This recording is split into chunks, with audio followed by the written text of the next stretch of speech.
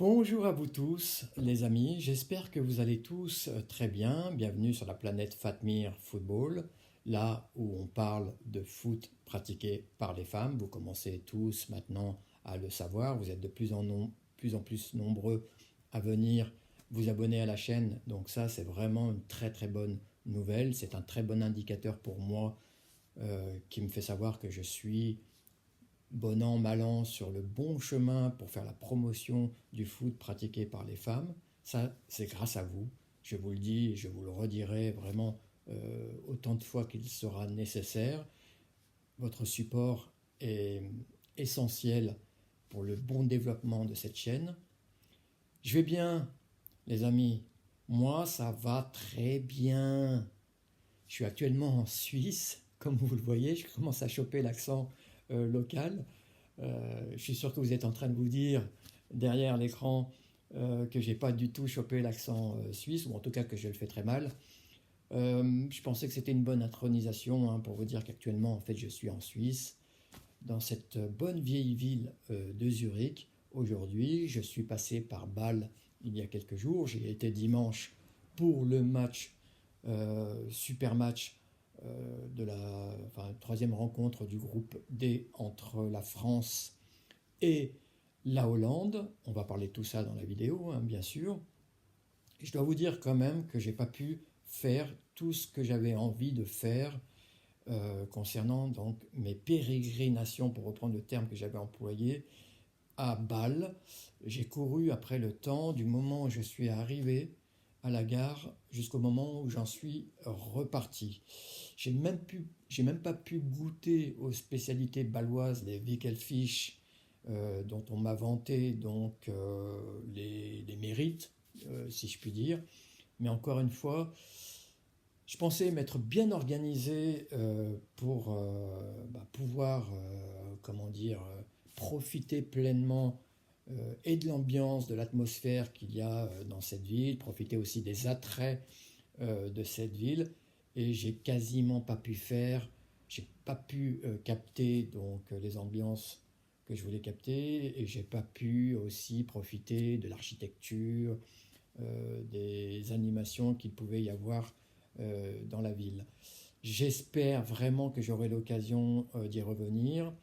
En tout cas, j'étais au stade du FC Bâle, donc le San Jacob Stadium, le stade Saint-Jacques, pour le faire à la française. Même si, en fait, à Bâle, on ne parle pas beaucoup le français, on n'est pas très loin de la frontière. Pour autant, on ne parle pas beaucoup le français, c'est plutôt germanophone, voire anglophone, mais le français est très peu usité par les locaux là-bas. Donc je me suis quand même débrouillé pour arriver avec ma petite famille à Bâle, pour essayer de m'y retrouver et essayer d'assister au match. Alors j'y suis arrivé vraiment quelques minutes avant le coup d'envoi. Et en plus, comble de la malchance, ou comble de l'inorganisation, on va dire les choses comme ça, j'ai été assis à la mauvaise place. Donc au moment où j'enregistrais l'entrée des joueuses et les hymnes nationaux, on m'a fait remarquer que j'étais pas du tout à la bonne place. En fait, j'étais assis avec les supporters français, donc je profitais vraiment de l'ambiance, là, la ferveur, la communion qu'il y avait entre les supporters français, et qui était en fait aux abords du terrain, tout en bas donc des gradins, et on m'a fait savoir qu'en fait j'étais sur le balcon supérieur, là où en fait il y avait essentiellement des supporters hollandais et puis des locaux. Donc difficile pour moi de communier tous les buts qu'il y a eu, tous les buts marqués par la France qu'il y a eu, parce que j'avais l'impression d'être en terrain, territoire ennemi, pour reprendre le titre d'un film que j'aime beaucoup.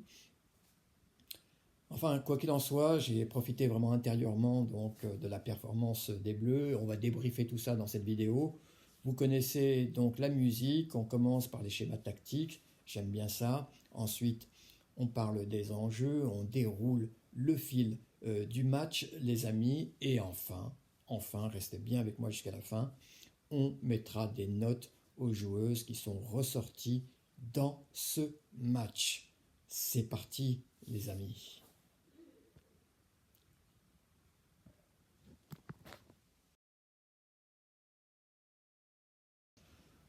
Concernant donc Laurent Bonadei, j'ai mon petit carnet avec moi, hein.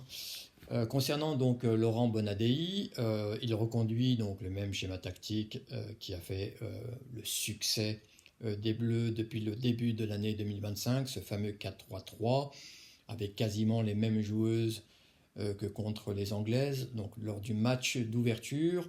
Donc pour ce 4-3-3, en l'absence de Grigg, Mbok, on reconduit dans l'axe défensif donc Alisson Bat, qui enchaîne les matchs, ainsi que Tiniba Samoura.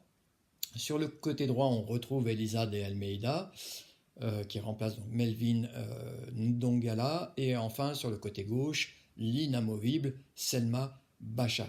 Un peu plus haut sur le terrain. Alors là, franchement, c'était une vraie surprise, je ne m'y attendais pas. La titularisation en poste de numéro 6 devant la défense de Sandy Toletti, qui fêtait à l'occasion de ce match ses 30 ans. Vous vous rendez compte, cette joueuse a 30 ans et on a encore l'impression que c'est une bleue chez les Bleus. Pardonnez-moi donc le jeu de mots, mais je crois qu'il est pertinent vu la situation. Elle est accompagnée donc au milieu de terrain par Oriane Jean-François, donc qui joue là un rôle un peu plus haut que celui qu'elle avait contre l'Angleterre. Et côté gauche, donc du milieu de terrain, Sakina Karchaoui. Et plus haut, donc la même attaque que celle contre l'Angleterre, ça fait plaisir à voir. Donc Baltimore, côté gauche, dans l'axe Marie-Antoinette Katoto, et enfin, côté droit, la superstar de cette équipe de Bleus, tellement elle m'a impressionné contre l'Angleterre, Delphine Cascarino. En face, on a aussi un 4-3-3, 4-3-3 très hollandais, dont le jeu repose, on va dire, beaucoup sur les ailes. Donc, on a donc une défense à plat à 4. Alors déjà la gardienne Van Doomselaar, je n'ai pas parlé des gardiennes, c'est vrai que c'est un poste très important. Pauline Perromagnin en face, chez les Françaises, et Van Doomselaar, donc la gardienne d'Arsenal, qui jouait donc ce match.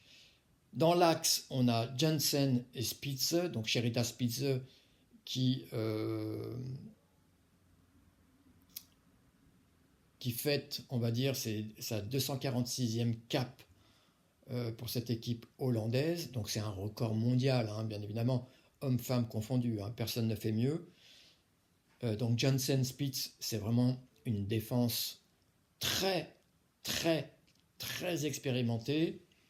Et sur les côtés, donc, on a latéral droite Kasperij, latéral gauche, hein, autant pour moi, Kasperij, et latéral droite Wilms. Devant, le milieu de terrain, donc, à 3, avec Gronen, Roord et Van de Donk. Donc là aussi, un milieu de terrain de très très haute volée. Et enfin, devant, vous avez Pelova, Berenstein, donc dans l'axe, et Grant, que je découvrais, que je ne connaissais pas du tout. Je crois qu'elle joue au PSV Eindhoven, si je ne me trompe pas. Ce qui est surprenant, c'est que en fait, Andres Jonker, pour qui c'est la dernière danse, hein, ce tournoi, a écarté donc Viviane Miedema pour un match aussi important où il faut marquer des buts. Au moins 3 buts d'écart pour qualifier la Hollande contre la France. Donc la Hollande passe au détriment de la France. Voilà ce qu'on peut dire concernant donc les schémas tactiques des amis.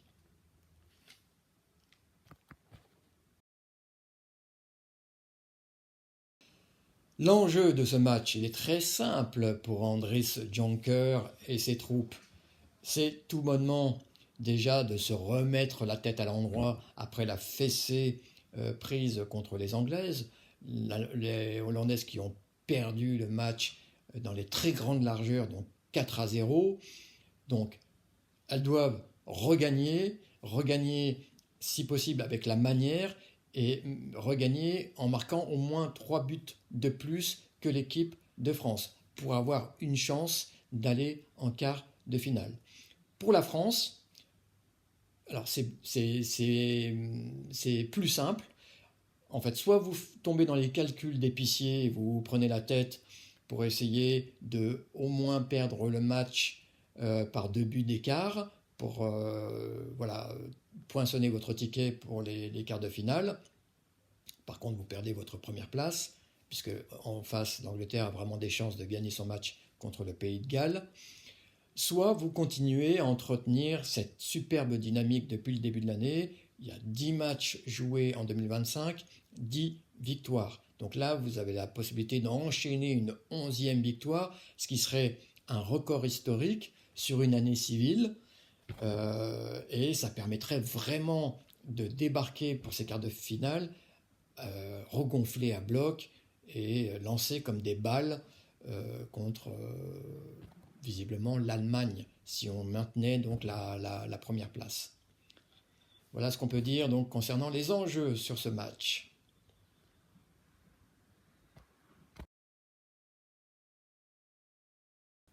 Allez, maintenant, on en vient au déroulé de ce match fabuleux, fantastique, de folie entre la France et les Pays-Bas, rythmé par les nombreux buts dans ce match. 7 au total. Le premier but intervient à la 22e minute en faveur de l'équipe de France, bien évidemment. C'est Sandy Toletti qui marque un superbe but, une belle reprise victorieuse du tibia. C'est un membre du corps qu'on sous-estime, mais qui lui a permis de tromper en quelque sorte la vigilance de la gardienne hollandaise. Un but qui finalise une série de passes, un enchaînement de passes de très bonne facture.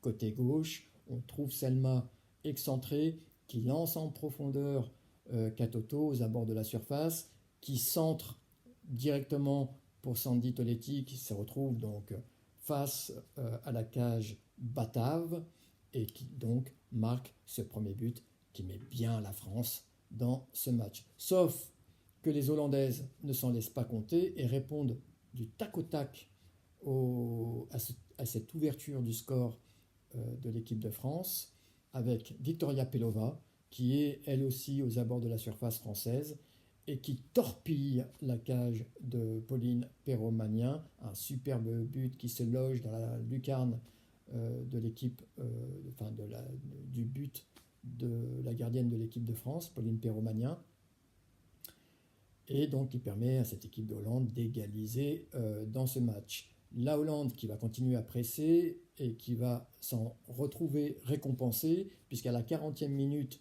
Victoria Pelova, lancée en profondeur côté gauche, centre immédiatement pour Berenstein, qui, avec Tineba Samoura sur le dos, ne peut que dévier le ballon pour personne, sauf Salma Bacha, qui revenait comme une balle défendre dans la surface de réparation et qui ne peut que pousser le ballon maladroitement, malencontreusement dans la cage de Pauline Perrot-Magnin. Ce que j'ai apprécié, c'est vraiment que Salma Bacha a été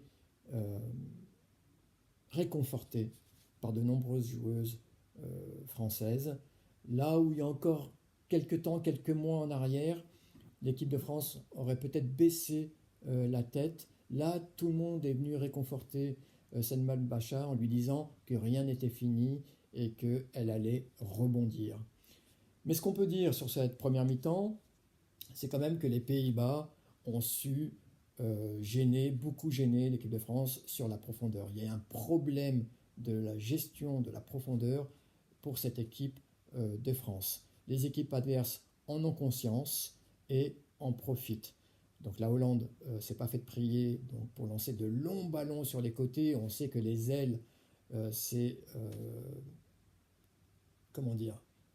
quasi obligatoire dans le jeu hollandais de passer par les ailes. Donc il y a eu de longs ballons sur le côté qui ont mis au supplice cette défense française. Mais il y a aussi eu des erreurs de placement, notamment sur le but de Pelova, sur l'égalisation. On a vu Elisa de Almeida qui avait eu du mal à se placer dans la surface de réparation, qui avait décroché par rapport au marquage sur Pelova, ce qui lui a permis d'ajuster son tir et de marquer un magnifique but. Et elle a hésité aussi à monter très très vite sur l'attaquante hollandaise, qui l'aurait peut-être gênée et empêché de marquer ce but. Il faut vite que Gridge revienne. Bien sûr, il faut qu'elle revienne en pleine forme, mais il faut vite qu'elle revienne. Il faut qu'elle commande cette défense qui parfois est un peu désœuvrée, mais ça c'est dû aussi à la jeunesse de l'axe défensif qui est encore en phase d'apprentissage. Donc on a besoin d'une Gridge Mbok qui vient mettre un peu d'ordre dans cette défense. Retour donc des vestiaires avec un score défavorable pour cette équipe de France. Et on peut dire que le visage de l'équipe de France a changé, surtout à partir du moment où Sandy Teletti a été remplacée. Elle a été blessée à l'heure de jeu. Elle a été remplacée par Grace Gueyoro. Et là, on a vu une autre équipe de France. Une équipe de France plus agressive, une équipe de France plus entreprenante, qui prend plus de risques, avec un pressing un peu plus important, un peu plus haut sur le terrain. Et ça a tout de suite payé. Il y a une récupération de Delphine Carreno en milieu de terrain qui lance directement en profondeur Marie-Antoinette Katoto qui vient fusiller donc Vendôme Solar et qui permet donc à l'équipe de France d'égaliser dans ce match, donc 2-2. Et ensuite, que dire du but de Delphine Cascarino? J'espère vraiment qu'elle va être la meilleure joueuse du tournoi. Vraiment, je l'espère. C'est une joueuse qui est inarrêtable. Si vraiment elle s'en convainc et si elle est déterminée comme elle l'est dans ce tournoi, elle va encore faire des étincelles. Et là, le but qu'elle a marqué, allez le voir si vous ne l'avez pas vu. Moi, j'étais au stade, je l'ai vu et je n'en croyais pas mes yeux. Une série de dribbles. Là, elle a montré de quoi elle était capable. En plus, elle apporte de la puissance maintenant. Son passage au San Diego Wave lui a fait beaucoup de bien, de la puissance, de la technique. Elle a déstabilisé les joueuses hollandaises qui ne pouvaient rien faire, sauf être témoin impuissant de cette frappe des 25 mètres qui vient crucifier la gardienne hollandaise et permettre à l'équipe de France de prendre le lead au niveau du score, les amis. Et Delphine Cascarino qui n'en reste pas là puisqu'elle va marquer un doublé dans cette rencontre. Et là, on a vu ce but-là qui intervient suite à une énorme domination de l'équipe de France. On a vu une équipe de France très haute, une équipe de France qui presse très fort, une équipe de France qui percute, qui a une rapidité d'exécution dans les passes, y compris dans les petits espaces qui font très mal donc à l'ensemble des joueuses de la Hollande, qui sont quasiment toutes recroquevillées devant la cage de leur gardienne, mais qui ne peuvent empêcher Marie-Antoinette Katoto de tirer, double poteau, qui revient donc dans les pieds de Delphine Cascarino, qui n'en demandait pas tant, et qui marque donc un second but, le 4e de cette équipe de France dans ce match, donc qui prend le large aussi au niveau du score, et ça a été fêté quand on regarde toutes ces joueuses françaises, y compris celles qui étaient sur le banc de touche, venir communier autour de ce magnifique but. Encore une fois, on peut être qu'emporté, on peut qu'adhérer donc à l'enthousiasme qui règne dans cette équipe de France. Et ça, c'est à mettre au crédit du coach. L'équipe de France donc, qui se remet sur les rails et qui est en bonne voie donc, de se qualifier pour les quarts de finale donc, de cet Euro 2025. Et donc le 3e but marqué sur penalty après une énième incursion française côté droit avec Melvin Dongala qui avait remplacé donc Elisa de Almeida qui a été recentrée dans l'axe. Donc Melvin Dongala qui prend ce côté droit et qui donc a provoqué une faute dans la surface de réparation. Un penalty tiré donc par Sakina Karchaoui. Il y a eu un petit... on a cru que c'était Sandy Baltimore à un moment donné qui allait tirer, mais finalement c'est Karchaoui qui trompe Vraiment, il n'y a rien à dire là-dessus, la gardienne hollandaise, et marque le 5e but de cette équipe de France qui écrase donc la Hollande dans ce match. Il ne faut pas sous-estimer cette victoire qui va faire énormément de bien aussi au mental de l'équipe de France. Je pense que l'équipe de France va vraiment se présenter en quart de finale sous les meilleurs auspices. Ça va vraiment être très dur pour la Hollande, l'Allemagne. La Hollande, c'est du passé. Ils peuvent faire leur valise et rentrer à la maison. Place à l'Allemagne. Et ça va vraiment être très dur pour la Mannschaft. Mais bon, chaque chose en son temps. Là, la France a battu quand même l'équipe qui était championne d'Europe en 2017. 8 joueuses sur les 23 sélectionnés par André Jonker ont participé à cet Euro 2017. Donc une équipe très expérimentée, des joueuses de très grande classe qui se sont fait marcher dessus par l'équipe de France. Voilà les amis.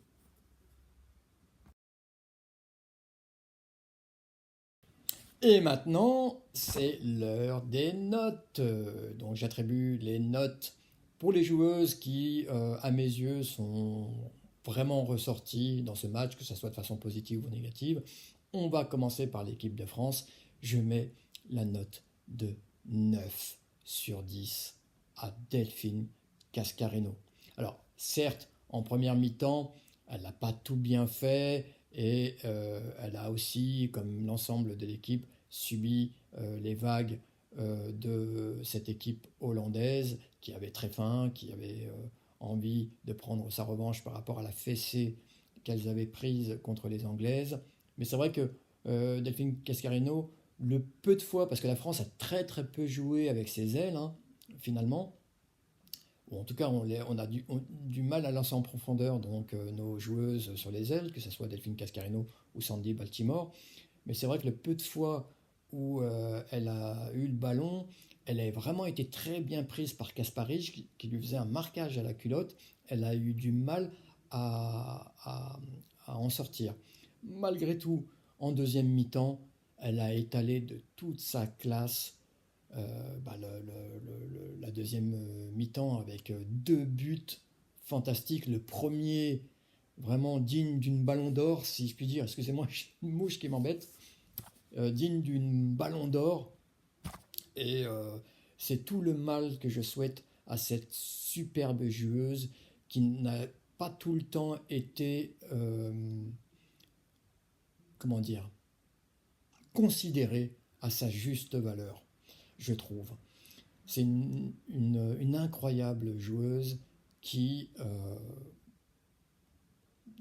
par sa façon dont elle aborde le jeu, sa façon de jouer, peut amener beaucoup de gens à venir dans les stades.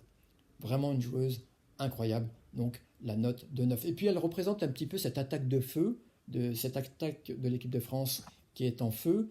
11 buts marqués en 3 matchs, 7 contre les ex-championnes d'Europe, que ce soit les Anglaises et les Pays-Bas. Donc les 2 matchs donc, contre ces équipes, 7 buts ont été marqués, c'est pas rien. Ça montre que l'attaque est vraiment en pleine confiance et elle est représentative de cette prolifération, de cette confiance des attaquantes françaises donc devant les buts adverses. Je mets ensuite la note de 5 à Baltimore parce que de l'autre côté, elle a vraiment eu du mal à faire la différence dans ce match.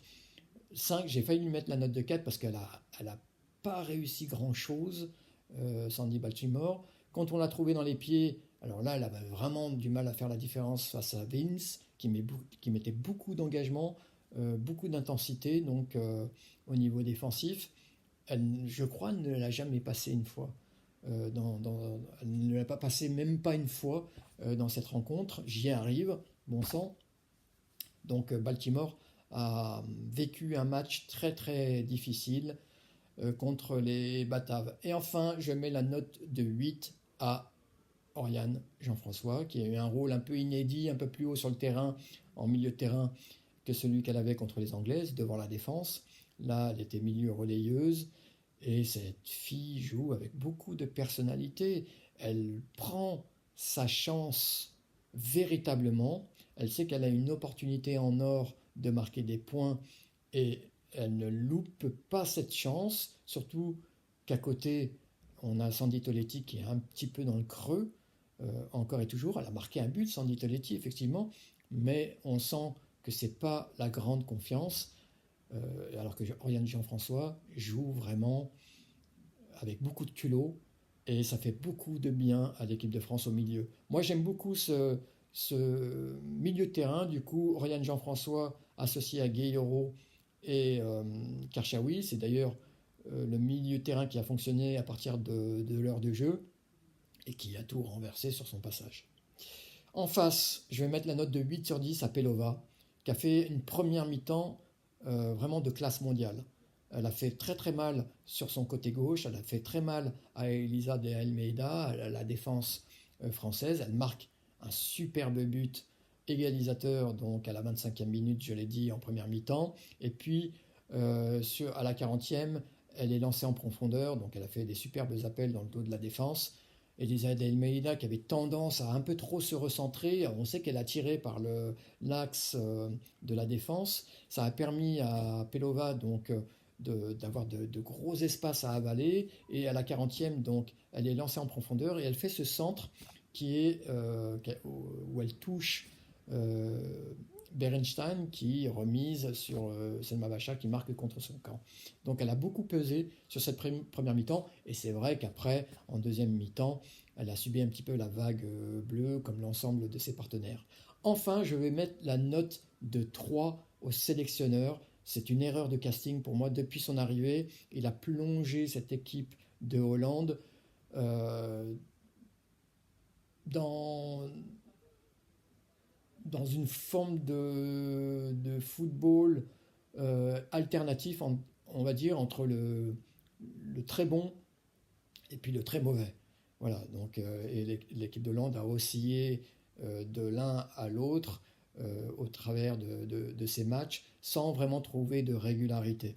Et puis, comment se passer de certaines joueuses? Comment se passer de Damaris Segurola? Quand vous voulez avoir le ballon, construire quelque chose, Damaris Segurola est indispensable. Et comment se passer de Viviane Miedema? Surtout quand vous devez jouer un match où vous devez marquer 3 buts de plus que l'adversaire.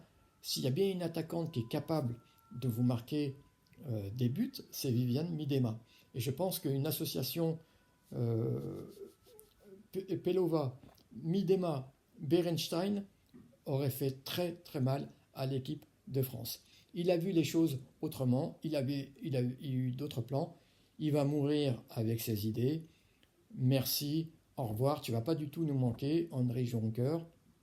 Après, il faudra, pour la sélection batave, trouver un sélectionneur qui ait de l'expérience, qui connaît le foot féminin de très haut niveau. On sait que les clubs hollandais dont sont issus la plupart des entraîneurs n'ont pas beaucoup d'expérience au niveau européen.